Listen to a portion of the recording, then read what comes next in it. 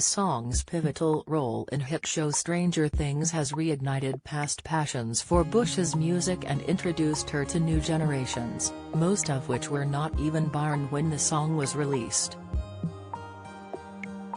The song is reaping in hundreds of thousands each week, and while this would usually be split between a variety of companies, agents and other professionals, Bush is reportedly receiving 100% of the earnings. It can be tricky to predict which songs are going to list on the charts, but hardly anyone expected a 37-year-old song to become a viral sensation in 2022. Stranger Things is undeniably responsible for this uptick in Bush's popularity, which in itself has achieved unexpected success since its first debut in 2016. The series, albeit far more unusual than mainstream trending shows, has a wide audience range, with Netflix reporting that the biggest audience demographic is 18 to 49-year-olds. As a result, Bush's musical prowess has been introduced to people who at most were 12 years old when the Running Up That Hill was released.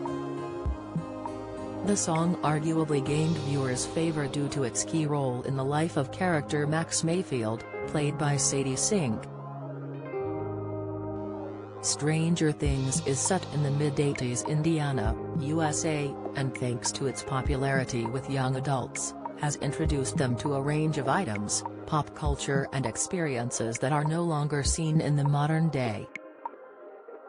When Bush originally released the song, as part of her 1985 album Hounds of Love, she managed to edge Madonna's Like a Virgin out of its #1 position on the UK charts. Globally, the album hit number 30 on the Billboard Hot 100 in November 1985. At the time, the album was groundbreaking as it utilized vinyl and cassette formats by using entirely different music genres on each side. The first side played 5 pop songs, including Running Up That Hill, whilst the reverse, called The Ninth Wave, has 7 songs all joined into one continuous piece of music. Now, 37 years later, where vinyls and cassettes feel like a daydream, Running Up That Hill is competing with a completely different set of musical stars and ideals. It is currently ranked number 5 on the Billboard Hot 100, falling behind Harry Styles, Future, Jack Harlow, and Lizzo. And if the song's success wasn't enough, majority of the royalties are heading straight to Bush's pockets. The song is listed on the Fish People label, owned by her company Noble & Bright.